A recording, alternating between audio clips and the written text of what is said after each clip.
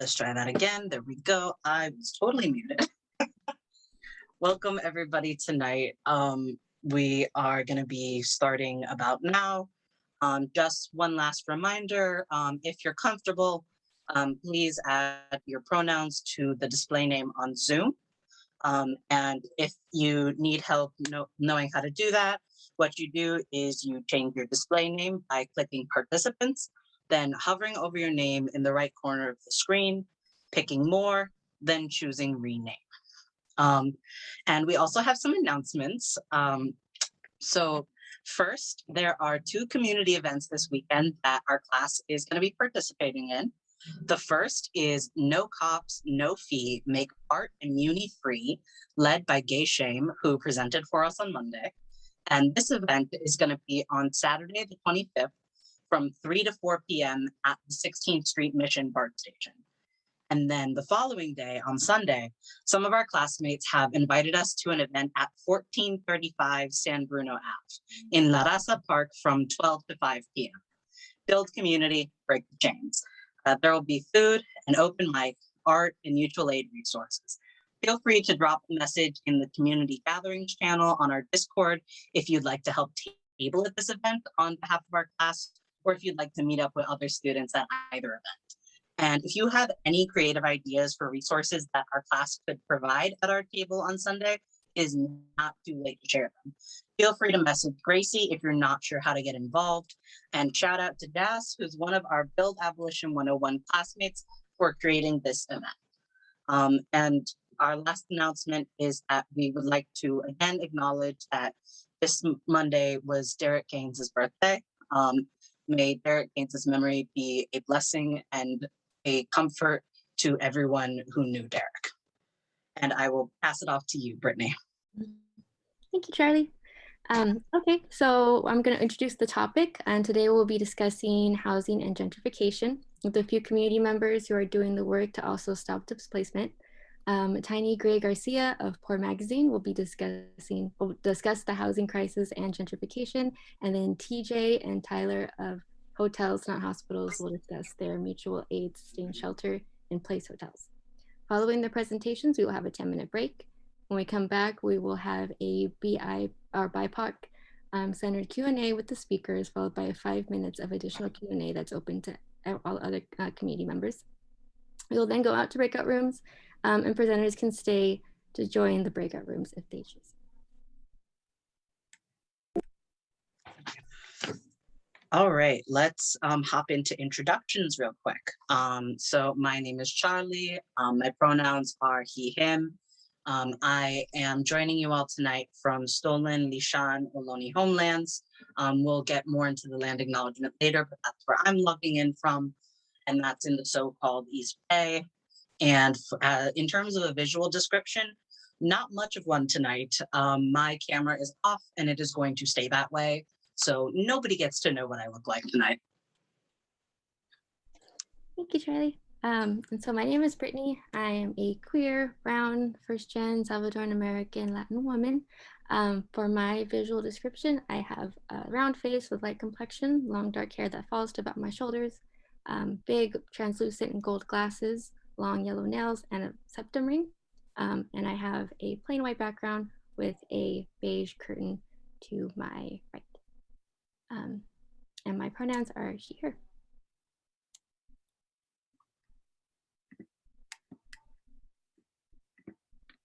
Okay. We acknowledge that San Francisco is located on the unceded ancestral homeland of the Ramaytush Ohlone peoples and are the original inhabitants of the San Francisco Peninsula.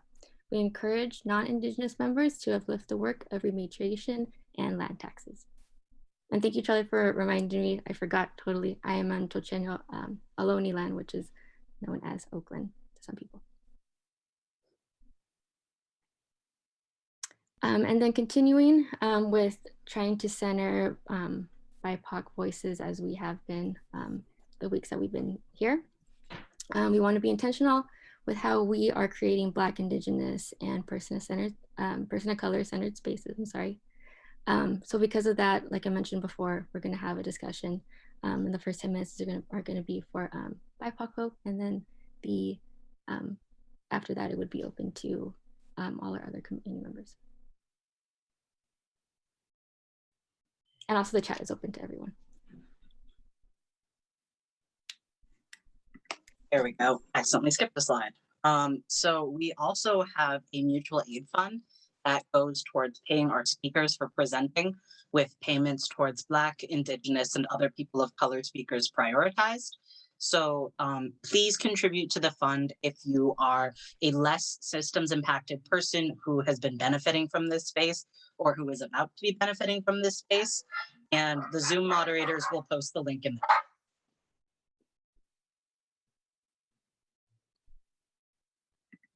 Okay, thanks, Charlie. Our care coordinators, Tira and Kari, I'm sorry if I mispronounced that, I think that's how you say it, will be providing collective care during the session with BIPOC prioritized. Please DM them if you are feeling triggered or re-traumatized by the content being discussed. If we need to be provided with care resources, if you need to be provided, if needed to provide for care resources, or you need a breakout room or someone to just take a break from, if you need to take a break from our session, our Zoom moderators will share anonymous care form in the chat where you can provide feedback during the session. Collective care is essential to abolition, so we have learned this in our previous sessions and want to continue carrying that. Okay, so let me unshare, because now we are going to hear a presentation from Tiny of Poor Magazine. Tiny Gray-Garcia, aka Poverty Scholar, is a formerly houseless, incarcerated, poor poet, welfare queen, teacher, author, and visionary of Homefulness, a homeless people's solution to homelessness, co-founder of Decolonize Academy and Poor Magazine. She is the author of many books, including the soon-to-be-released Sidewalk Motel, Poems from a Poverty Scholar, as well as a podcast series called Poemcast from a Poverty Scholar on iTunes and Spreaker. So please welcome Tiny Gray-Garcia. We are those poverty scholars, those houseless sons, those houseless daughters, all those people you don't want to see, never want to be, look away from. What you gonna do, arrest me? I'm in your city. I rock my jailhouse attire because me and my Pachamama did jail time for the poverty crime of being unhoused in this occupied Indigenous holler. We are your clients, your consumers, the nonprofit off of, and the charity industrial played. We don't want your crumbs. We working toward poor and Indigenous peoples' self-determination. So I just want to, first of all, thank you all humbly for inviting me in, for giving this poor mama, this poor daughter, a space to even speak. The aristocracy intentionally tries to silence my voice because I do fuck with that wealth hoarding space. And so whenever I'm able to get a little bit of access, I'm always walking with all of us who you never hear talking because people look away. I want to humbly thank this beautiful, beautiful collective of folks who are moving in a different way. I feel the humility oozing from these digital streets. So thank you. And for me, I'm in my jailhouse attire. That's real talk. I didn't get this from Santa Rita when they let me out, because they don't give you your jail suit to take home. I've got my MMIW panuelo, my scarf on, because I rock that every day, being a daughter of a missing woman. And I have my Boricua hat. I am the melanin challenged daughter of a strong Afro-Boricua mama for without whom there would be no me, a mama soltera and a welfare queen. But I do want to begin, and I heard your land acknowledgement. I appreciate you all. And so I always begin by thanking the peoples of this land that humbly have allowed me to even be here, to be alive, who watch over us every day. in this stolen land called America KKK. But I also want to send special prayer out to all the mamas, the papas, the grandmamas, the abuelas, the abuelitas, the tias and the tios, the aunties and the uncles who've died on these streets, in doorways, in back alleys, in homes with no heat, and because they were run over by DPW trucks in these stolen streets. I want to lift up Luis Dimitro Gongara Pat, Stephen Tyler, Tyrell Wilson, Shannon Marie Bigley, and Desiree Quintero. The last two names you might not be so familiar with because nobody did a hashtag to say their names. They were killed because Shannon Marie Bigley was swept. Hygienic metaphors about poor people's body like we're trash. Swept so many times, she ends up on the side of the road, Highway 80, and got run over by a DPW truck under a cardboard box, or what Mama used to call a sidewalk motel. That's where the name of my book came from. And Desiree Quintero swept from the Ross parking lot where she was humbly staying and not causing anybody any trouble, in the stolen land called Santa Cruz, because that's a town made, built, and played on that indigenous territory for the sole act of keeping corporations in bucks. So Desiree Quintero was pushed so far out from the Ross sweep that she ended up stuck way back and hit and killed by a tree, a fallen branch. And there are so many more. I'm only whispering a few names today in the interest of time, but I want to lift up all of our mamas and our papas, and I want to lift up all of your ancestors, your mamas, your papas, your abuelitas, abuelitos, who brought you here today and are walking with you into liberation. And again, thank you for this space. So I want to kind of talk a little bit about how you're going to talk about, and I don't mean you, how are we going to talk about abolition? How are we going to talk about abolition if we're not talking about land liberation? So again, from encampment bans to false border plans, to plantation cages, to college pages, to degentrificating your life. No, because we got to all be land liberating. How are we going to fight gentrification, as I call it, if we don't lift up stolen land liberation? And how we going to talk abolition when our only move is going after politricksters? So at this point, I also want to shout out fellow comrades on these stolen streets, Sacramento Homeless Union, the beautiful folks, Where Do We Go Berkeley, and all of the encampment warriors who never stop and who keep going on even when it feels like we don't got no more. I want to lift up the fact that all of us are engaged in this lie called capitalism.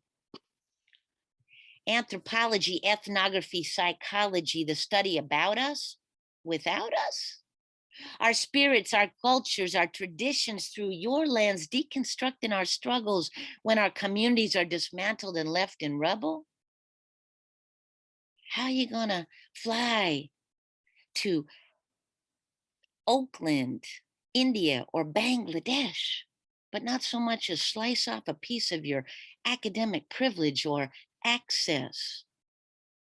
So what is poverty scholarship? What am I saying when I'm saying poverty scholar? And why should all of you listen to me without my paper degrees about the ongoing violence of capitalism, housing, and poverty?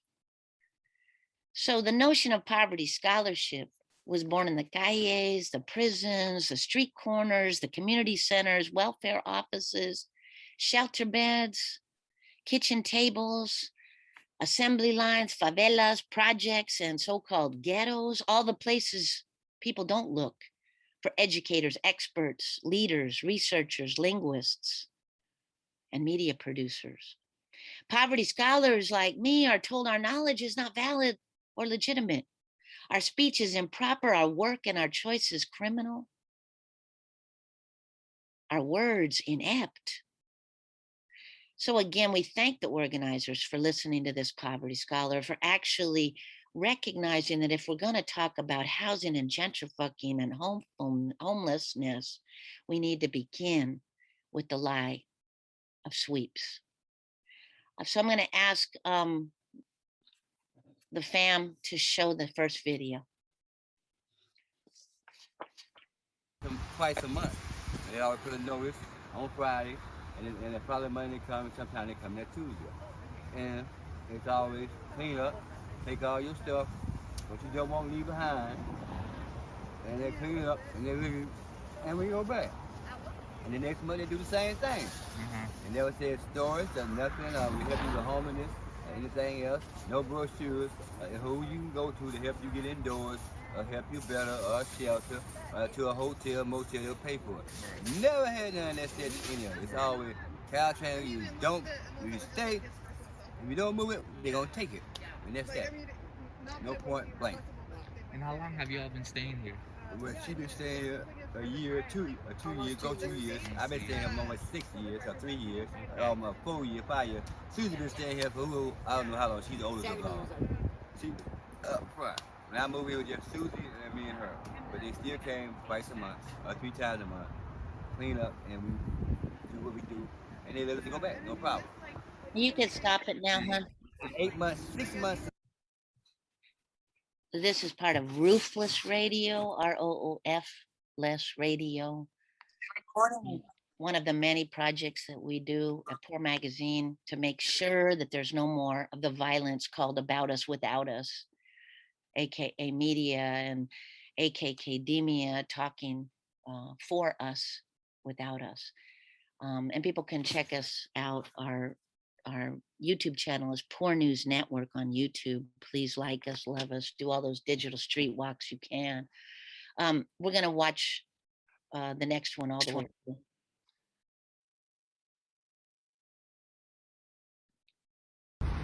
Sí, buenas tardes, aquí estamos, aquí otra vez con la familia que nos está, la policía nos está meneando y nos está queriendo quitar de aquí.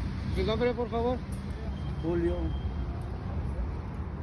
Ahí, ¿cuándo fue la última vez que los vendieron de allá para acá? Ayer apenas. ¿Eh? ¿Y qué les dicen? ¿Por que qué? ya no quieren que uno regrese allí porque por los negocios y se molestan los dueños de los negocios. ¿Y son agresivos o...? Ya, ayer estuvo diciéndole de cosas a una muchacha, quitándole bicho y todo eso así. ¿Sí? ¿Y les dejan tomar sus cosas así todo o nada? No, se llevaron todo. ¿Sí? Bueno, muchas gracias y mucha suerte, ¿ok? Está bueno. So again, both of these are just 2 of over 300 media that we call ourselves media reporters and researchers. That's poor people-led research. Again, taking back these notions of about us, without us, and we can create our own solutions, and we can also create our own knowledge systems. And what I read from you in the beginning came from the Poverty Scholarship textbook, Poor People-Led Theory, Art, Words, and Tears Across Mama Earth, which I would highly suggest is required reading for every liberation space and college class across occupied Turtle Island. But let's go back to the concepts here and sort of where we end ourselves up with sweeps and how it's part of an absolute connection process, which I think most of you know because you seem pretty aware of what's happening. But let's go back to how did we get here, right? So from the lie of RAD, RAD is one of many benign titles, just like Hope 6, which we actually renamed to No Hope 6. Stealing our 1 acre and last remaining mule. If you could bring up that article link too, which is one of many stories that many of us folks who have had our housing stolen from us put out as these politrickster moves and corporate moves attempt to kick out, throw out, evict, kick, and cage every poor person it gets. This story is just one of many written by myself, others by Queen Nandi Exshaba, Tony Robles, and other Poor Magazine family. I'm only one member of the very beautiful family of liberators. And I want to say you can get it on sfbayview.com, one of the baddest Black newspapers in the world, as well as poormagazine.org. But I just wanted to go over a little bit briefly about what is RAD, and people might not know, and it's only one of many. What is No Hope 6? How does that actually land us where we at now? And it isn't the whole thing. But all the project housing that us poor people had, the last shred of where we could go if we had nothing else, has been now sold on the commodities market. It has now become one of the largest profit making, and I did say profit making models for both corporate developers and non-profiteers. Now, your sister Tiny liked to mess with the colonial language. If you want to break some of that down, that's also in my upcoming book as a potionary, Poor People's Dictionary. I urge you get it. And I also ask if you ever use these words that I like to remix, please credit me back. And also that they're really for fellow poverty scholars, because a lot of times some things that we say, as we say, our intellectual property is the only property us poor people have. But I say that to say we get to this place where our project housing is now non-profiteered. What does that mean? Well, so right now, as some of you may know, in Sunnydale, right in occupied Yalamu, Frisco, where CCSF is, they are actively giving eviction notices out to all of the tenants. In the Philno Mo, where a lot of our Poor Magazine family is, as well as Sunnydale, holding on by a thread, they already eradicated people. We have this extreme quiet eviction that has been happening with poor people, peoples of color, and specifically most of the Black communities in Frisco. I know most of y'all know that. But now they're squeezing out the last little shred of what is seen as the next big frontier. And I'm using that word very intentionally in, bringing in all the settler colonial implications that means. And so from all across Turtle Island, from so-called Boston to occupied Lenape territory, Williamsburg, AKA Brooklyn, to Frisco, to Oakland, these kinds of benign titles and programs like RAD come in to save us all. So, sometimes poor peoples and peoples of color and indigenous peoples who go to, beautiful institutions like City College, which is the people's college as far as I'm concerned, graduate and, they got that debt and they got to pay it off and they got to do all those pieces until they get those non-profiteer jobs, right? Because we trying to do good, which is good. Your heart is in the right place. So don't say, oh, well, Tiny said I shouldn't do no job. Well, you can't be a good daughter or son in the indigenous tradition if you ain't gonna do no job, right? The issue is, how do we disengage from the capitalist system to create land liberation? How do we talk about abolition when our only move is politricksters, right? And so, going back, it's also about connecting these dots. in San Francisco, aka occupied Yalamu, gentrification city, I don't gotta tell you that not only has corporate so-called market rate housing been insane and full of gentrifying and removal, but now the last shred of poor people housing is. And there's so many lies out there that it's almost hard to unpack, right? And then you got your trickster in charge who had to be forced to open motel and hotel rooms, which the CDC was requiring in a pandemic, before they would actually even open them. And then once they open them, now they're trying to close them again. And shout out to our comrades from Hotels Not Hospitals, going to follow me, and Coalition on Homelessness and others, and Poor Magazine have been fighting this for a minute. We do a thing called our Stolen Land Hoarded Resources Tour. And I don't know if you could bring up the All Villages pic, Fam, on that when you get a chance. It's one of the attachments. That's it. No, you just had it, that other one. There you go. So this is one of our Stolen Land Hoarded Resources tours, which we actually presented to the mayor as a land back proposal for houseless and indigenous peoples to open a homefulness in Frisco. And I'm sure you can imagine the politrickster dance that went on with that. You know, first they were sort of embarrassed and they kind of pretended to meet with us, and then suddenly that meeting just went away into the night sky and we never heard nothing again. But anyway, the point being is that we pull these things together. We're still, you know, pushing this land back proposal, and I encourage people to do that. And as we walk into solutions, because I don't talk, teach, or do anything I haven't lived and walked. One of the solutions in degentrifying your life is to also change the perspective on what revolution is.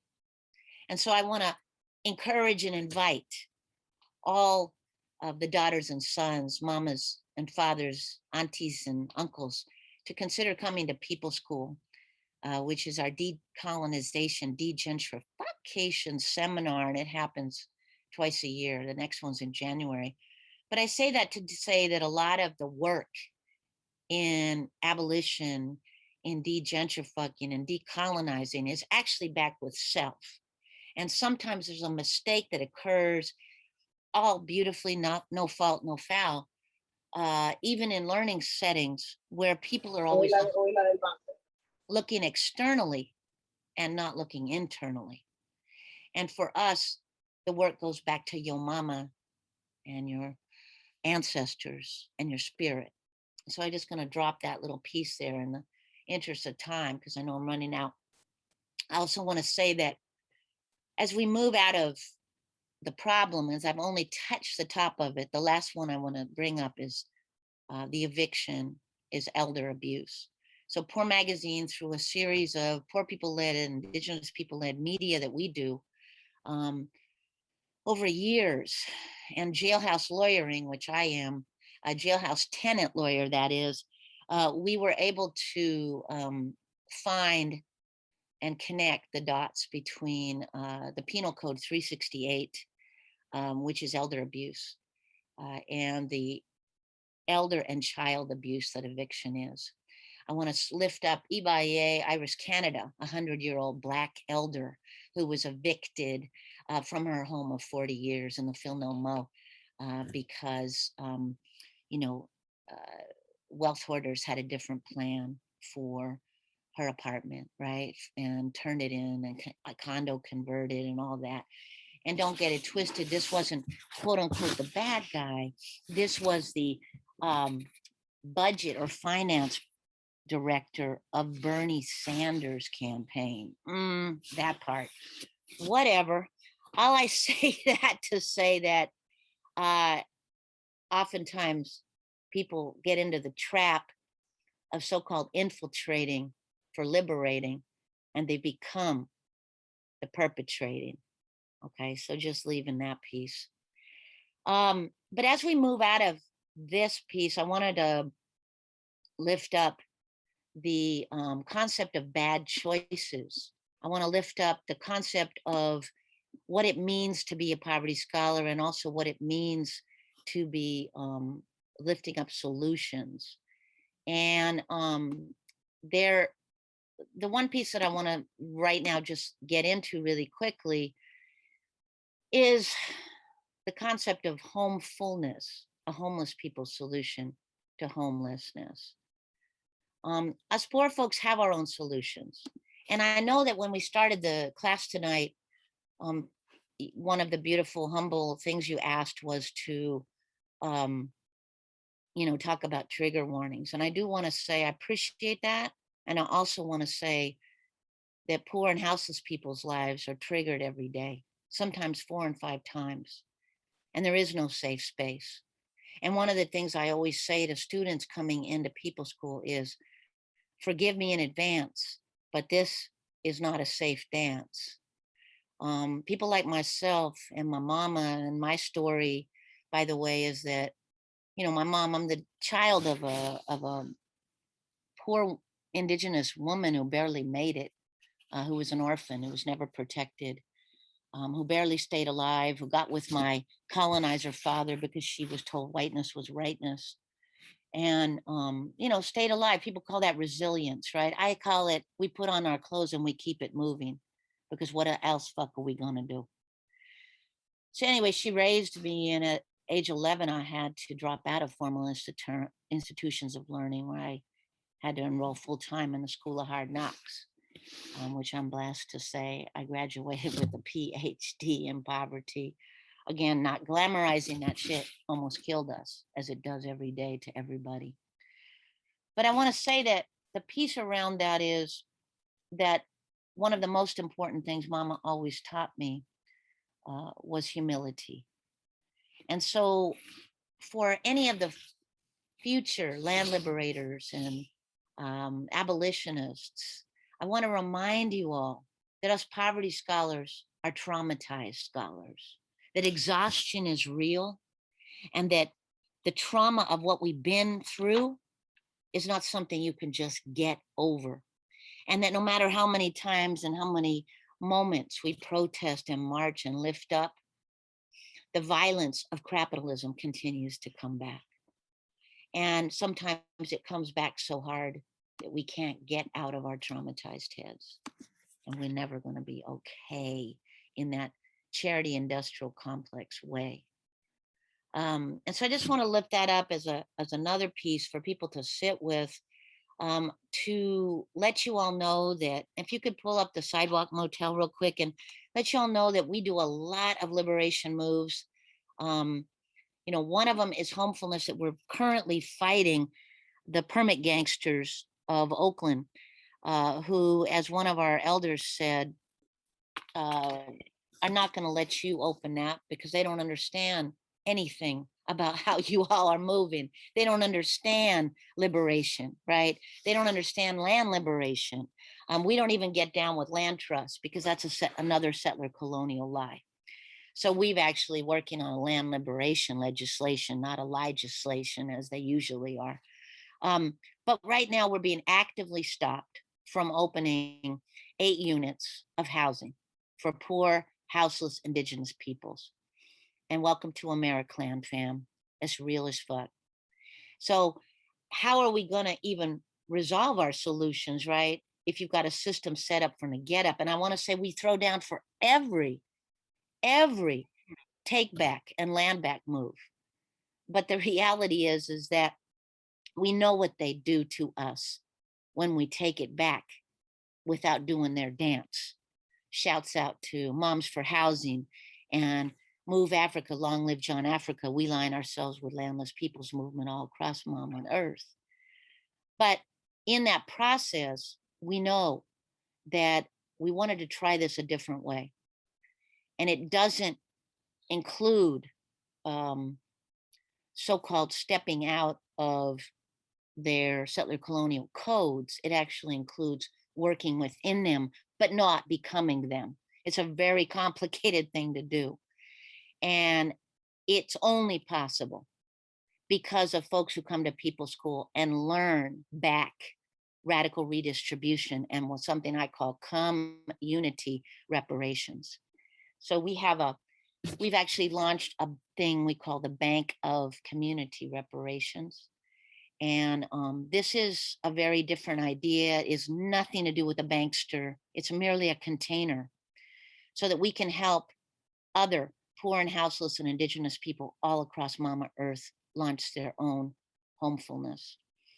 And I will say this to Anne, because I know I'm over time, that the Homefulness Handbook, and if you could bring that pick up, folks, the Homefulness Handbook is being released in this. These are other books that we put out, and I urge you all to get them. But the Homefulness there it is. The Homefulness Handbook is being released in this series of the Poor Press collection. All of these are available on poorpress.net, and we give it away for free to fellow houseless and poor people. And if you got money to kick down, please. Poor Magazine is Poe. Yes, we need your dough. We do not function on grants and bankster monies. We'd only operate in people supporting us. But the Homefulness Handbook is something we're going to be sharing with encampments and towns and settler colonial neighborhoods all across Americland and all across Mama Earth, so that people can build this same solution to our own problems. Because as we oftentimes say, or I always say, change won't come from a savior, a pimp, or an institution. Change will only come from a poor and indigenous people-led revolution. Thank you, everybody. Thank you so much, Tiny. I want to thank you for being here. I'm so grateful to have shared the space with you and your reworking of the colonizers' language, as you said, especially the with us, but about us, but without us, and how much the colonizers' lens shapes the way that we see ourselves and the way that others see us. So thank you for centering that. That's so important, and I love the work you do. So. Thank you. Thank you. So much love. Okay, now we're gonna, I wanna introduce Tyler, whose pronouns are he, him, and TJ, whose pronouns are they, them. And they are organizers with Hotels Not Hospitals, or H&H. H&H began in the early days of the COVID-19 pandemic as a response to the city's inaction on providing safe space indoors for unhoused San Franciscans to shelter in place.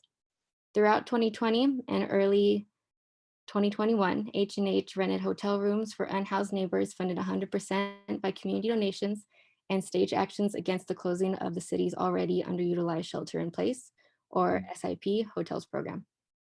In March 2021, H&H helped 6 formerly unhoused partners secure apartment leases and continues to finance the expense through community donations. And this is the basis for a new model of community-supported housing, where community funds are pooled to rent or purchase vacant housing and provide it to unhoused neighbors. Tonight's talk focuses on the landscape of homelessness in SF, which provides the context for H&H mutual aid work. Great, thank you very much. Hi everybody, my name is Tyler Rougeau. As you just heard, I'm an organizer with Hotels Not Hospitals. I use he, him pronouns. I am a white person wearing a brown and blue t-shirt. I have a beard. I was a little bit about me, personal history as it relates to this topic. I was kicked out of my house when I was 16. Later, as a kind of young adult, I was homeless. For the past 10 plus years, I've been a tenant rights attorney, fighting evictions for low-income Bay Area tenants and suing landlords. I currently work for the Shelter Client Advocate Program at the Eviction Defense Collaborative, which provides advocates to residents of city-funded shelters, homeless shelters, when folks are being kicked out of the shelters or SIP hotels. I really appreciate the opportunity to speak with you. Much love to Tiny's presentation. Very glad that I was here to hear that. I don't have much time. I am going to try and very concisely provide an overview of the landscape of housing and homelessness in San Francisco, with a particular focus on the systemic causes that reproduce the reality that we see. So we live in a capitalist society. We're immersed in neoliberal ideology. Part of this capitalist social order and ideology justifies the separation between what we call the public and the private, the state and the public institutions on the one hand, and the private, individual, and corporate on the other. Another distinction that's drawn is between the economy and the political. The dominant ideology presupposes that these distinctions are universal rather than the result of our social arrangement and our internalized understanding of such. My remarks are going to draw this distinction between the public and the private, but I want to preface this by acknowledging that these distinctions are social constructs. That's not to say that they're unreal. You know, money is a social construct, or the value that the dollar represents is a social construct, but money is obviously very real as gravity or oxygen. So anyway, in San Francisco, land and housing are commodities. In the capital system, housing is produced and allocated in search of profit for the owners and the investors of that commodity. In search of profit, the market in housing overproduces unaffordable housing and vastly underproduces affordable housing. The result of this mismatch is we have luxury condos that are sitting vacant while people are living outdoors, unable to afford the existing housing. The neoliberal ideology looks at the situation and responds by trying to, quote unquote, incentivize capital to do better. We see this in the YIMBY policy prescriptions, which advocate for public policies that make it easier for private capital to profit through land and housing development. The reasoning goes, make it easier for capital to profit, to build more housing, and the additional housing supply will lower the market rate rents. It is a very simplistic and erroneous view. Now, alongside what I'm calling this market-mediated scheme of private capital, which allocates and reproduces housing, is what is, I'm going to call the, I'm sorry, I'm trying to get through with 15 minutes, but yes, I see the chat, so I'll try to slow down. Okay, so alongside what I'm going to call this market-mediated scheme of private capital, which produces and allocates land and housing, is a political regime of capital. The political regime of capital facilitates this market-mediated process through a host of private property laws regulating the ownership, use, and possession of land and housing. So the political regime of capital also attempts to mitigate the more socially destructive tendencies of private capital. We have, just to step back here, a system that we're describing as private. So we have, you know, a system of property relations that are embedded in our system, where you can say, okay, I hold the title to land, I get to decide whether somebody has this housing or not, or sits on this particular space of land. If you don't adhere to the prescriptions that I give you, then the state is going to come in and enforce my right to this particular plot of land. And if you want to come in, if you want to rent my house and you give me money, that's the market mediated exchange. Now, in the outcome that we see in just a market mediated system is really terrible for human beings. The system isn't benevolent on its own, but we have political interventions of social movements and resistance of communities to this relentless destruction that capital on its own wreaks on society. And these mitigating efforts that are one include subsidizing and regulating housing, including public housing and a host of nonprofits. So public housing, you know, housing that is owned by the state, be it local, state, or federal, has been systematically privatized by the feds since Ronald Reagan was president and is all but non-existent today. In its place, there is a privatized model of quote unquote affordable housing nonprofit sites. The aim of the public housing and this neoliberal privatized affordable housing model is not to provide housing for everyone. Remember, the function of the political capital or the political regime of capital is to actually reinforce and facilitate the private market. So we have outside of that extra market attempts to try to mitigate these efforts. So the state says, the politicians, the nonprofits all say, well, the market is going to do most of it. We'll allow that to take its course, and then we'll add a little layer on top of it on the other side. So these mitigating efforts through extra market housing interventions are to supplement the private capital. So we have means testing, we have the devotion of inadequate resources, we have less than private land that's used, et cetera. Even the more obvious examples are just direct subsidizing of landlords. So you have housing vouchers, you have subsidized rents where the state just gives money to landlords on behalf of low-income tenants. Now, in addition to the affordable housing nonprofits, which in San Francisco are the biggest evictors by the numbers, the political regime of capital attempts to mitigate the problem of exclusion from housing through the homelessness response system. So private capital creates homelessness through evictions, as well as by simply excluding people from housing. Evictions often target low-income, long-term tenants through the process of gentrification as private capital, quote unquote, develops low-income areas, displacing residents, flipping houses, jacking up the rent with the attendant cultural and racial changes that it inflicts on the social fabric of the communities. On the individual level, homelessness can be caused by many things and is often the result of more than one life circumstance. Systematically, though, the ceaseless process of recreating homelessness is driven by this private property regime and the search for profit. This manifests in unaffordable housing and evictions. Again, to mitigate the effects of private capital, the political regime in San Francisco has a very well-funded public-private homelessness response system that's currently managed by the Department of Homelessness and Supportive Housing. HSH's budget, not to be confused with HNH, Hotels and Hospitals, their budget last year was $1 billion, or close to $1 billion. Most of that budget went to permanent supportive housing, nonprofits, and the SIP hotels, but every year, hundreds of millions are spent on managing the problem of homelessness in San Francisco. The homeless response system includes emergency shelters, social workers, permanent supportive housing, and the administrative apparatus of HSH. And no one can say that San Francisco isn't devoting significant public resources to homelessness. While the amount of the resources devoted to the issue is inadequate in scale, so too is the qualitative nature of the interventions. So case in point, the problem is not only not getting better, the problem is getting worse. According to HSH, for every person they help get into housing, more than 3 people enter into homelessness. What HSH and the city and the public generally fails to acknowledge is that this is a predictable result of the approach we are collectively taking at trying to solve homelessness. We are recreating the problem every day, then trying to address it afterwards. It's a never-ending cycle resulting from the capital social order.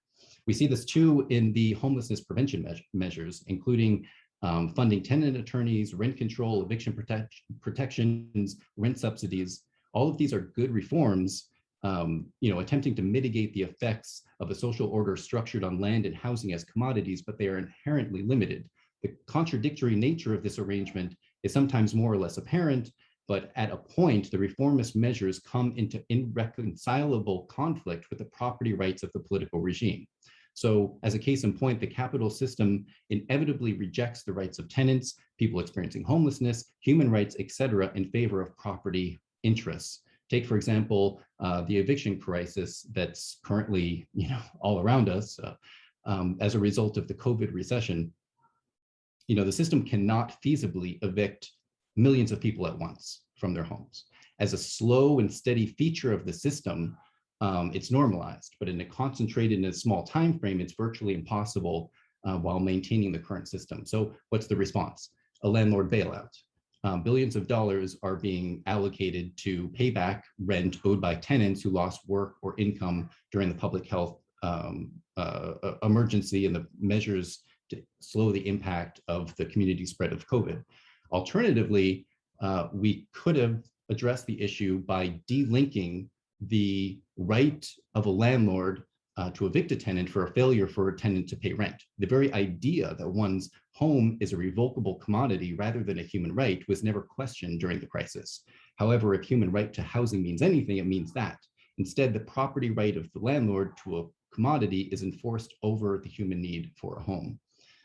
This isn't contradicted by the eviction moratoriums either, because all that's done is just kick the can down the road, which is now coming to a head. Looking at the political discourse around housing and homelessness particularly, we see the same myopic framing that assumes the priority of capital over human needs. Every policy proposal that's debated or considered by the political regime serves the interests of capital rather than challenging its supremacy. For example, in April 2020, near the beginning of the pandemic, the Board of Supervisors unanimously passed a law directing the city to lease 7,000 homes for people experiencing homelessness to use to shelter in place. There was another 1,000 for another purpose. In response, Mayor London Breed wrote an article on medium.com stating her refusal to follow the law and blaming unhoused people. The Board of Supervisors simply acquiesced, and as a result, only 2,000 people were offered SIP hotel rooms. So faced with the refusal of the executive branch of government to increase the extra market housing allocation law passed by the board during the pandemic, it didn't even occur to lawmakers to go after capital directly. For example, lawmakers could have passed a law requiring hotel operators to open their rooms, which were sitting vacant during the pandemic, to unhoused people or risk revocation of their business license. However, the top priority, implicit or subconscious or not, is that the regime of capital must be sustained no matter the human cost. Instead, we get public policy debates between modest or laughably inadequate interventions. Even in this narrowed space, the nonprofit dependence on money from the city keeps many in the homelessness response system from taking bold policy positions for fear of biting the hand that feeds them. As a result, we see outside advocacy groups like the Coalition on Homelessness, Poor Magazine, a host of others as the vocal proponents of reforms that may have brought support even among service providers, but who nonetheless don't take positions at odds with City Hall. At the same time, the agency and the political power of people experiencing homelessness is systematically undermined by this response system. And that's not exclusively the result of bad actors who are within the government or the nonprofits. Even when there are people inside the system who genuinely believe in empowering people to have control over their lives, the framework of the system makes realization of such ideals near impossible. The framework of the system, of this homeless response system, is foremost organized towards social control. Again, this in my view is not a consciously nefarious arrangement. However, it's the result of the explicit devaluation of human rights and the supremacy of property rights. The dynamic is very explicit in the treatment of tents on the sidewalk, for example. The point being, the human need for space, for rest, for shelter is subservient to the capital system need for property rights and the class interests that benefit from it. The crux of the problem, as I see it, is that the central question of who gets to decide how land and housing is used and by whom is never asked. At most, there is a public input on this or that plot, but only after the interests of capital have been satisfied. Again, the political regime allows some democratic process, but only after the interests of capital have been sustained. Thus, the answer to the unacknowledged question is always predetermined to be private capital. The people themselves, our community of actually existing human beings, and especially people without money or privilege in the system, are not the mechanism for deciding how land and housing are produced and allocated. So how we pose this question and begin to even venture a response is one of the things that Hotels Not Hospitals is trying to do with community-supported housing model that we're developing. And that will be the subject of our next presentation. And I've got 15 seconds. Sorry that I spoke so very fast. And thank you for having us here today.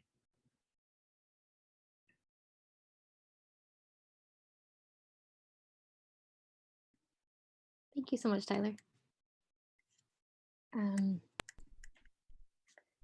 Okay. Yes. Yeah. Sorry, I was just getting the slide back up. So again, thank you so much to Hotels Not Hospitals and to Poor Magazine for your presentations. We are now going to take a 10-minute break.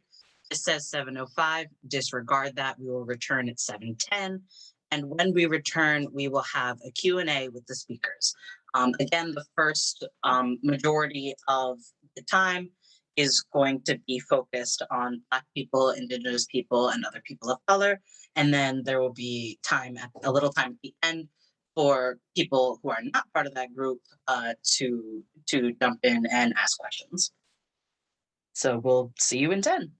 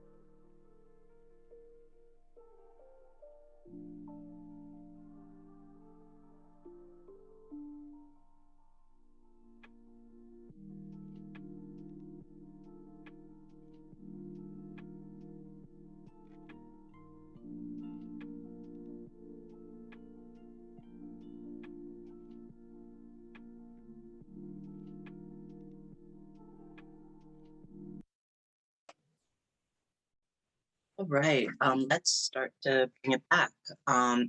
We are about to go into the Q&A, but before we do, the coordinators wanted me to share some information about HEARTS, which is the program at CCSF for homeless at-risk transitional students. So basically that means, you know, if you are someone who is unhoused, or if you are in unstable housing, that's one of the resource centers that we have on campus.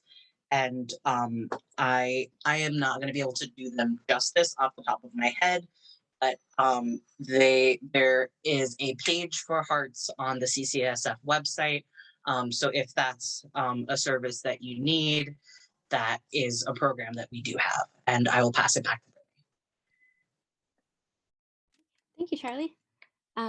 Okay, so now we are going to go into the Q&A. So BIPOC folks, if you can please raise your hand by using the feature at the bottom of Zoom. You'll see like reactions, and you can, I think you can raise your hand there.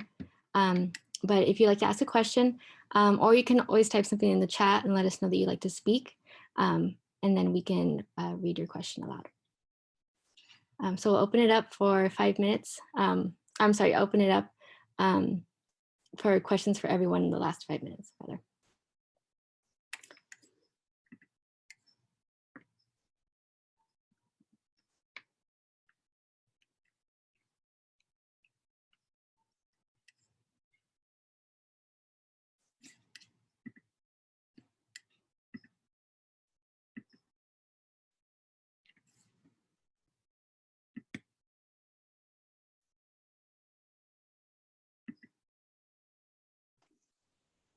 And while we let folks digest the presentations, come up with things to ask, we are going to start with the question that we have been asking all of our presenters. So folks that have been presenting tonight, in your wildest dreams, how do you imagine us creating an abolitionist world? And how does this overlap with CCSF?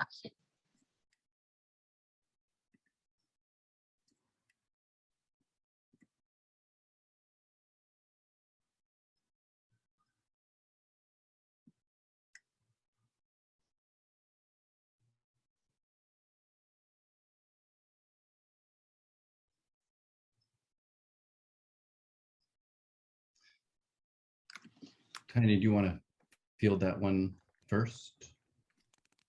I can go as well if you prefer. I'm sorry, fam. I wasn't ready, and I apologize. Yeah, I mean, that's a beautiful and huge question. Again, I just want to go back to land liberation if you're talking about abolition, right? That there really isn't one without the other. And that I feel like the reason I'm making that so clear too is because oftentimes abolition is really easy to say, you know, it rolls off the revolutionary slacktivist tongue, and yet it leaves out where you are located in that. If you happen to be housed, if you happen to be a trust funder, if you happen to have access to, you know, family who have access to stolen land, if you happen to have access to a non-profiteer paycheck, or what we call organizational privilege, not somebody who's on the street who's holding on by a thread, then we need to talk about abolition as again, a journey into self, so that we can externally liberate Mama Earth. You know, the bruh from Hotels Not Hospital, big mad respect.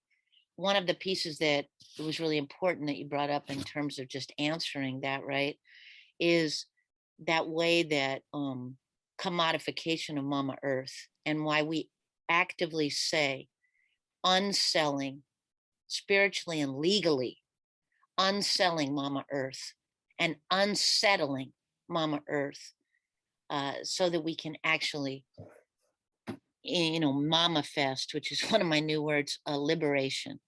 We cannot have these conversations even about fighting and resisting, which of course we'll do. We throw down every day, every single place. Some of y'all are going to see me and our comrades on the weekend. Shouts out to Jazz and the beautiful folks in that part of occupied Ilamu, so-called South San Francisco, doing the work this weekend, and Gay Shame and so many more.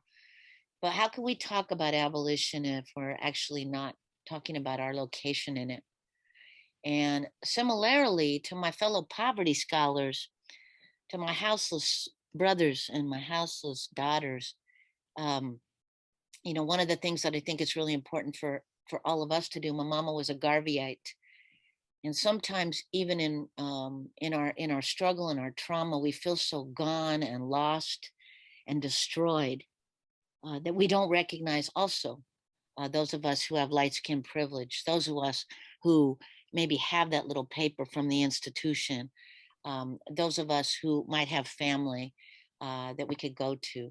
And so sometimes we get caught in that, that fight, that resistance, the sexiness of movement building, and not going back to humility, to recognizing that we're on Indigenous territory, that land acknowledgements are great, but where are the reparations? That if we're going to lift up Mama Earth, we have to follow our First Nations brothers and sisters first, as we're doing at Homefulness. Sister Karina was on here. I don't know if she's still here, but there would not be a Homefulness without the stewardship, without the spiritual guidance and the permission of all us houseless Indigenous people asking the first peoples of this land if we could even be here. So I guess I want to say, yes, CCSF is the People's College. We love CCSF because it's liberating education. How about that? And it's a fight within capitalism, fam. So keep that fight up. It saved this poor mama's life because I was able to take a class, get that little check from the financial aid for a minute, and feed and take care of my mama and my infant son. No joke. So yeah, CCSF is absolutely part of that, just like Decolonize Academy, just like People School, just like Segurite Land Trust, just like Hotels Not Hospitals and Sacramento Homeless Union, and so many more. Oh, Mateo.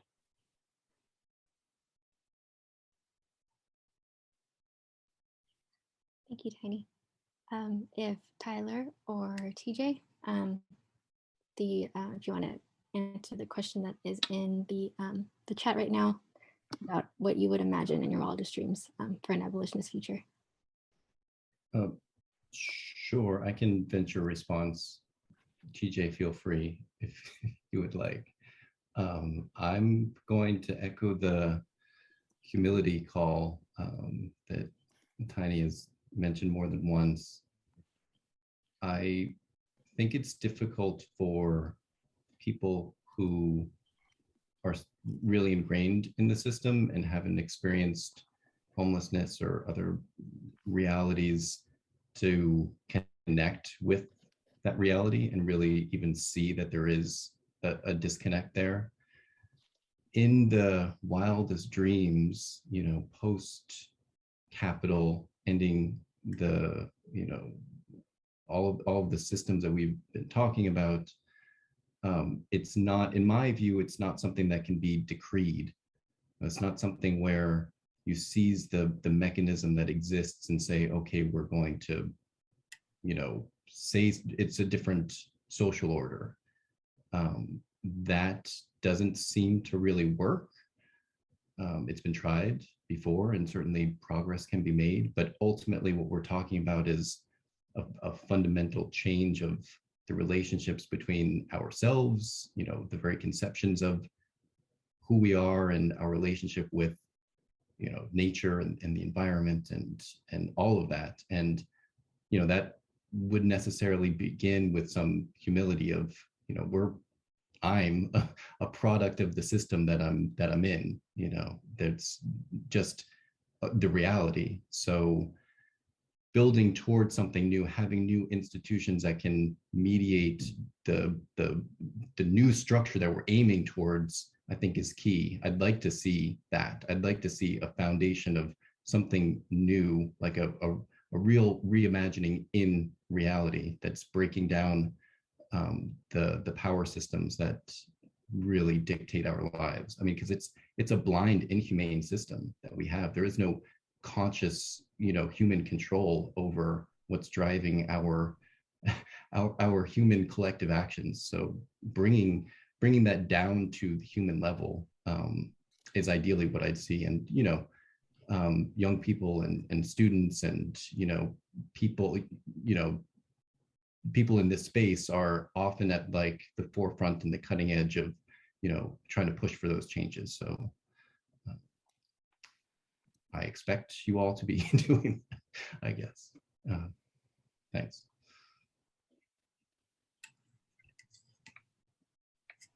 Thank you, Tyler. One question that we have here in the chat for Tiny from Alex is if you can speak more about land trusts. Yeah, thank you, Alex, and also the beautiful organizers of tonight. So I wrote this piece called "Land Trust in What?" If you look it up, you can find it. But what I would suggest and what I want to lift up is that land trust is all organizers think they have, like real talk, for tenant organizers. And I thought it was so great. Tyler was talking about, if you speak out, you're going to lose that hand that sort of feeds you that little crumb, either that paycheck or, whatever, right? Like my brother Leroy says, a job is a terrible thing to have, so like we got to really be clear about that paycheck perpetration and domination, but the reality is, and then when we talk and lifting up Sister Crystal Rose Sanchez from Sacramento Homeless Union, Badass Warriors, we get so lost in the capitalist hamster wheel that we cannot see liberation, and God knows, therefore we can't manifest abolition. And so in the land trust, what we did is specifically because we did all this research, again, poor people led research, that for instance, a lot of the land trusts that were put in place by, beautiful liberation attorneys, like, my fellow speaker tonight and others, put out there because it was all they could to take these, property off the commodities market, theoretically, right? But if you look beyond the celebration of saving some elders, mostly elders of color, from the violence of eviction, from the murder of eviction, and the abuse, what you end up noting is that oftentimes, well, not oftentimes, all the times, land trusts have expiration dates.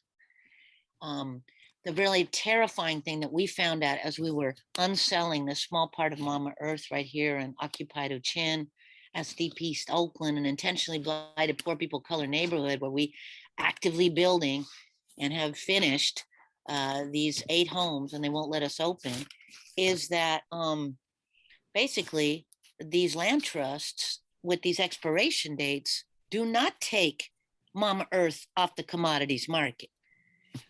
What they do is put it on pause.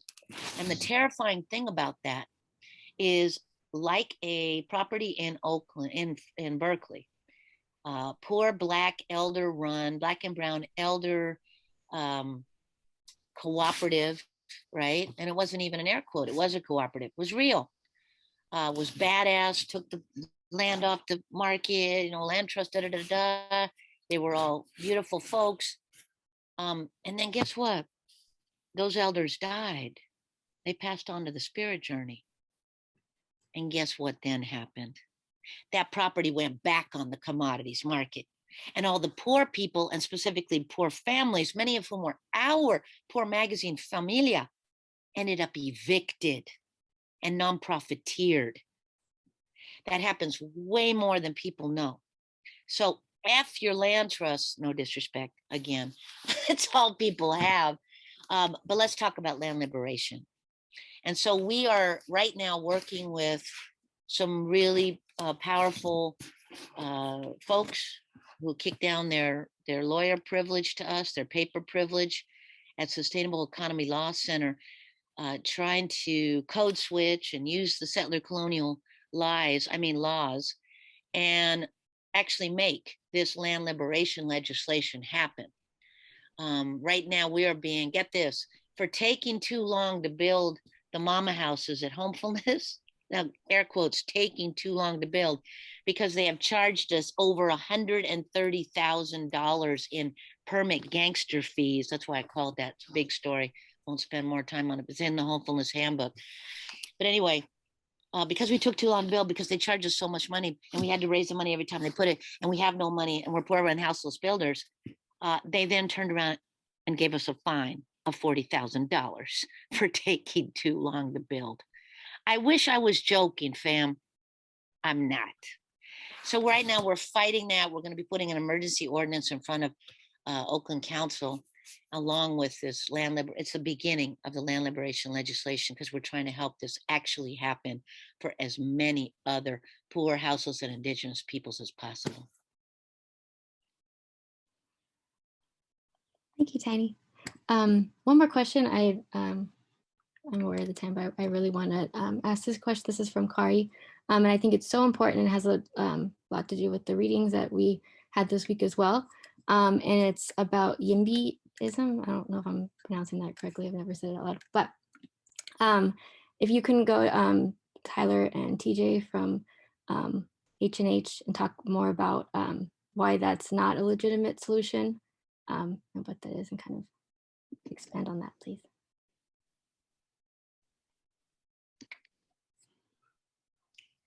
Yeah, sure, happy to. So YIMBYism stands for Yes in My Backyard, advocates for a number of things. I mean, it's really a long answer, but the very condensed version is, in my view, the folks who are YIMBY activists are basically unpaid real estate developer lobbyists. The policies that they propose, coincidentally or not, is exactly what developers want. It's about tearing down regulation in order for private capital investors in order to make more money. And the justification given is that we want higher density, which I'm not against. I'm not against density per se, but it's the whole approach you're going about it, which is, like I touched on before, it's just straight from neoliberal ideology. It's about trickle-down housing. You give money to capital, it'll increase the supply, and hopefully down the road, that's going to lower rents. And in my view, it's also a prelude to attack on tenants' rights, because the whole thinking about supply and demand, well, the market, according to this thinking, is being distorted by rent control. So long-term tenants who have below market rent, well, that's a distortion of the market. So we got to get rid of those. That's a second stage that you're going to see if YIMBYism has its way. And it's just really horrible people that are, but that's a whole separate story. There are probably some very good YIMBYs. I've yet to meet them, but yeah, it's just not I don't know where I'm just going to go rambling about YIMBYism. I'm sorry to anybody who, I've met some very nice formerly YIMBY people. I'll just say that. Okay.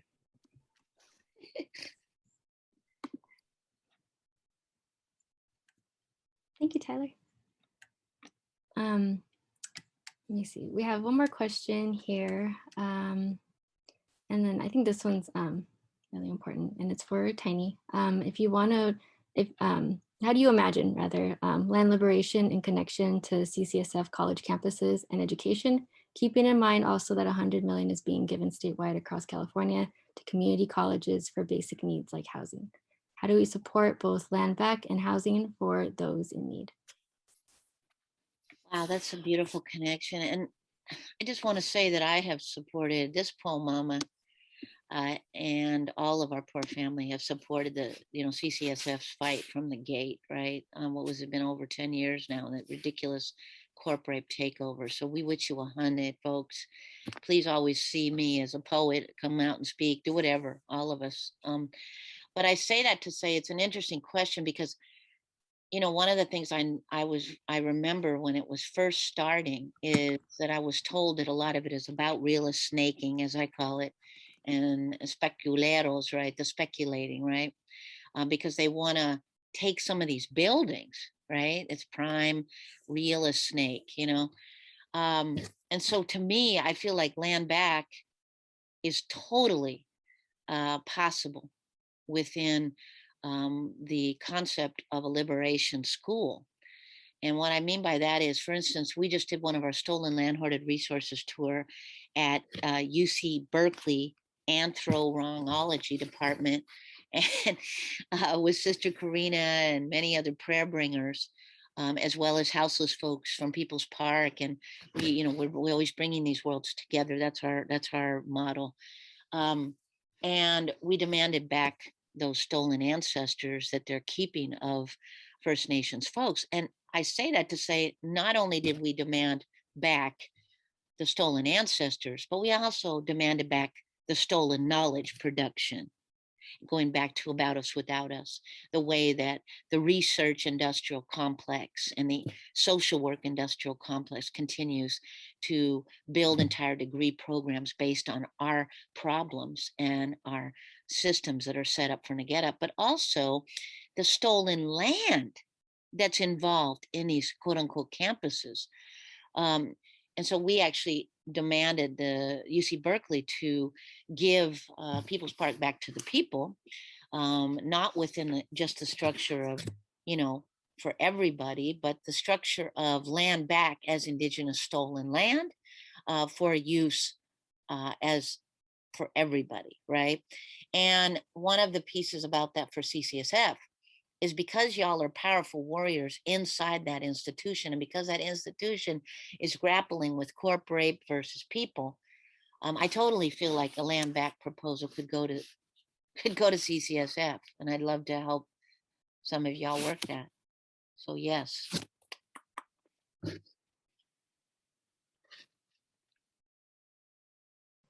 Yes, thank you so much to everyone who has presented today. And we're now going to go into breakout rooms until about 7:45. And we just want to note that if at any time you are uncomfortable in your breakout room, please feel free to dip and just return to the main session. And presenters, you are welcome to stay and join the breakout rooms if you'd like. However, if you're running out of energy, it is totally fine if you'd like to. And again, from everybody, you know, the facilitators, the coordinators, the moderators, thank you for your wonderful presentations tonight. Thank you for sharing your wisdom and experiences and knowledge with us all. Thank you. Thank you so much, Charlie. Right before we end, I'm so sorry, but I just want to make sure that everyone has their questions answered. We have one more question from Crystal, I believe it is, if you wouldn't mind just saying it really quickly, because we want to make sure that, you know. For sure. So my question's for Tyler. I'm just interested in knowing if you guys are interested in pursuing any litigation against these injustices of the billions of dollars coming down for homelessness and housing. And then also, do you have a idea, or what's your feeling on this eviction moratorium that's about to end? Yeah, thanks. On the first one, you know, I've been trying for a while, since really the beginning of COVID, to get some attorneys together around the issue of due process. You know, due process as a right. I think that there's potential to enshrine in kind of like the legal world a right to housing. I mean, not like the right to housing that we want, but at least a marginal reform, particularly around in San Francisco, the SIP hotels, because people's rights are just systematically violated. But there's also some good case law that I think could be extended to the SIP hotels to get like a foothold into having a really a human right to housing recognized in some limited circumstance. So that litigation, I would, you know, basically be a suit against the city. It could be just kind of a declaratory relief sort of thing. I'm totally interested in all sorts of other ideas as well, but, you know, in the work that I do day to day, you know, it's just I could go on for a long time, but it's wild just how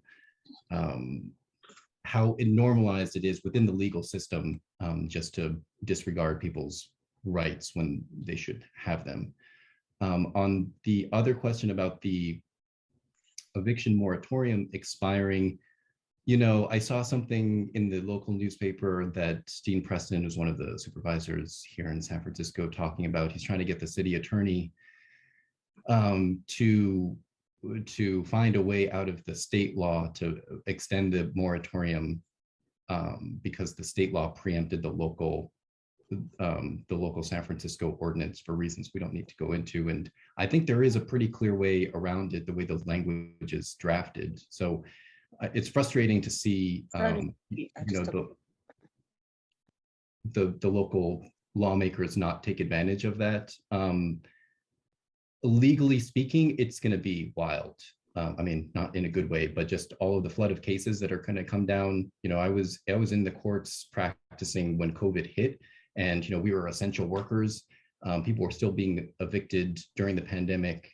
It was just, the system is not set up to accommodate this sort of thing. I mean, the system is terrible the way that it's set up, but it has like this predictability, just like functioning that is totally disruptive right now. And it's unclear to me what's going to happen when there's a flood of new cases in San Francisco or in the state.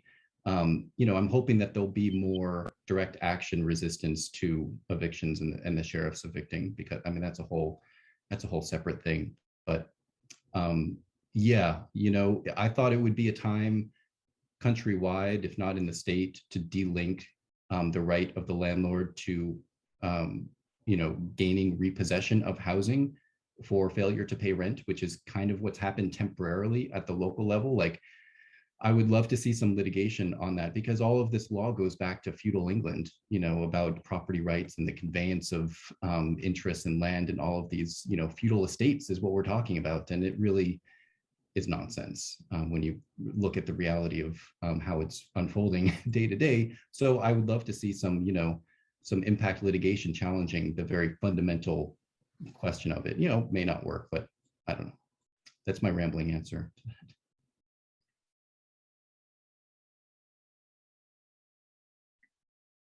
Thank you so much, Tyler. That was such an important question, so thank you to Crystal for asking that.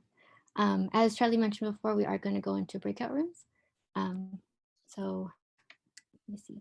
Give us a second. We'll get you in there.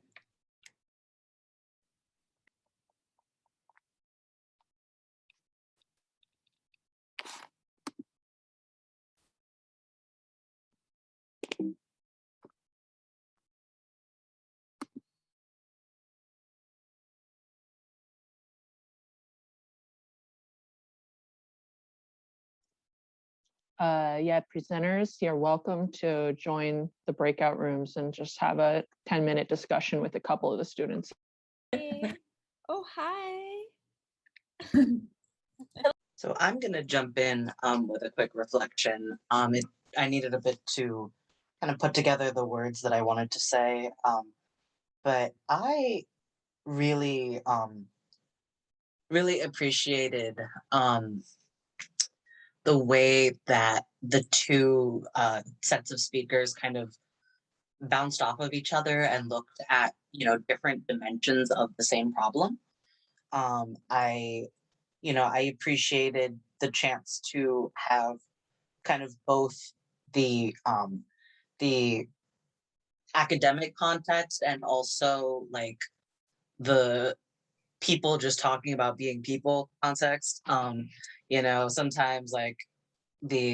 sometimes some of the academia stuff just goes right over my head. So I really appreciated having both and getting to, to kind of hear, different perspectives. And, again, I mentioned this in the breakout room last session on Monday, but like the spaces where there's kind of room for contradiction, I really appreciated like talking about how, land trusts are hella limited, and also like honoring and uplifting the work of Soborite, which does operate as a land trust.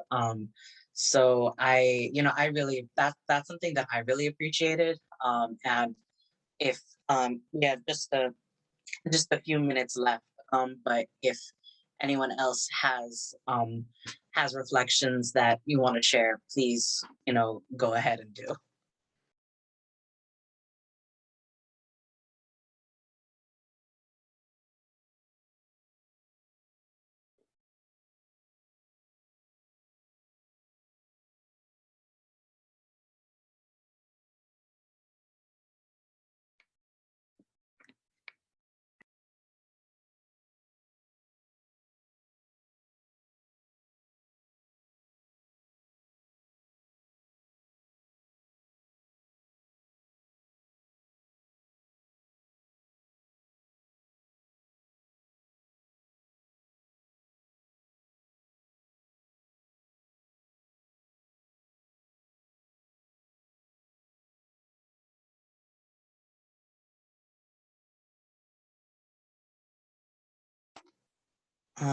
Jacqueline, is it cool if I read your reflection aloud? Yeah, of course. Yeah, and I just wanted to bring this, into the space from Jacqueline, who said, "I appreciated what Tiny had to say about poverty scholars and research. I studied social psych and ethnic studies and work in research. I've been having these meditations for a while, and Tiny had a lot of answers and truth. Much appreciated." So yeah, thank you for sharing that reflection in the chat, Jacqueline. And I also wanted to note that, we are at the end of a 2-hour session. So if what people need is quiet and time to rest, and and it would be more nourishing and sustaining for us to start wrapping up now instead of in 8 minutes, we can totally do that too. I'm sensing some low energy. If I'm seeing some kind of nods and smiles from folks with cameras on. So what I'm going to offer, and Brittany, if you have perspective on this as well, please jump in. I'm going to offer that I'm comfortable wrapping up the formal side of things, and if people want to stay on and chit chat unstructured for the next few minutes, you can, and if not, people can hit the hay. What do you all think? Yes, thank you, Charlie. Thank you so much for always centering how it is that we're feeling internally and bringing that forward and allowing us to rest. And I think that's so important. So thank you so much for making that an option. I am down for that. If anyone else wants to stay.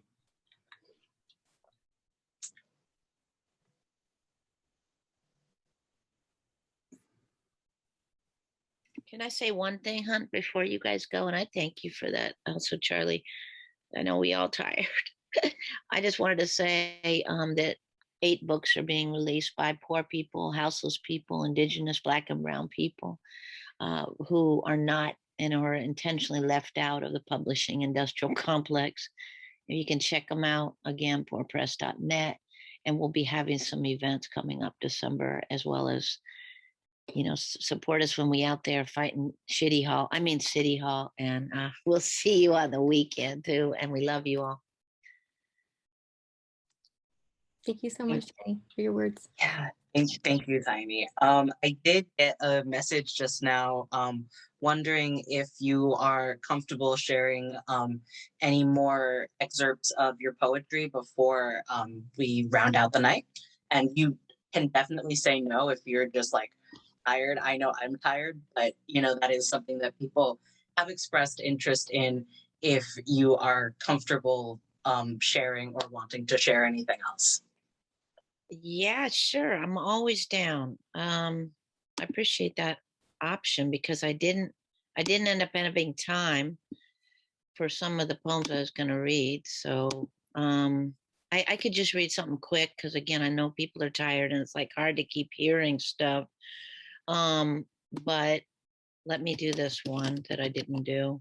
And it's kind of, is kind of light, and it's also kind of, I don't know, it's kind of just a little bit beautiful, if I do say so myself. So that'll keep you in a mood that brings you back to your ritmo and that beautiful island nation that Alex has.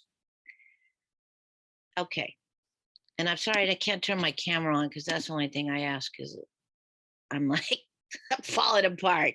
Okay, here we go. Angel baby, my angel baby. Ooh, ooh, I love you. Ooh, ooh, I do. The lowrider lecturer presents his thesis on the back seat of a Chevy Impala. The words sail through the sky and out the narrow institutional school window, refusing to be caught by the mandate of white supremacist tests. The story that only some people can be teachers and others are set for arrest. The Cholo Doctor has lettres behind his name that sway and sashay to the sounds of war and Frankie Ballet.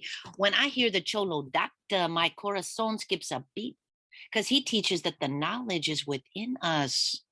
Nuestro corazones are almas, puro amor, our hands, our feet, our work, our struggle, la vida loca, and the institution can meet. The Cholo Doctor brings medicine to the minds of all of us caught in the trauma of colonization and Gregorian time. To my Boricua ghetto fabulous mama who was told she was nothing and could be nothing, and no matter what, refused to believe their pinche lies. The Cholo Doctor is your mama, your uncle, your abuela, your street corner preacher, your gardener, your dishwasher, and lives in your own mind. The lowrider lecturer delivers his lecturas in poesía and música and prayer and dreams. The lowrider lecturer is busy. He and she are mixing their trajectories and developing their newest canons while they wash your dishes, mow your lawn, and make your burrito with beans. They are having their think tanks and their test prep sessions in front of the Home Depot. And if you want to pass the test called life, you better listen carefully to their lecturas, because they don't got time to repeat them or say them twice. In between holding down 3 and 4 trabajos, caregiving for your baby, struggling with false borders and fake notions of who is a scholar and who is a teacher for life. You can get that in the Sidewalk Motel, fam. And I give it away for free if you don't got the money. That's how I roll. Love you all so much. Oh, Mateo.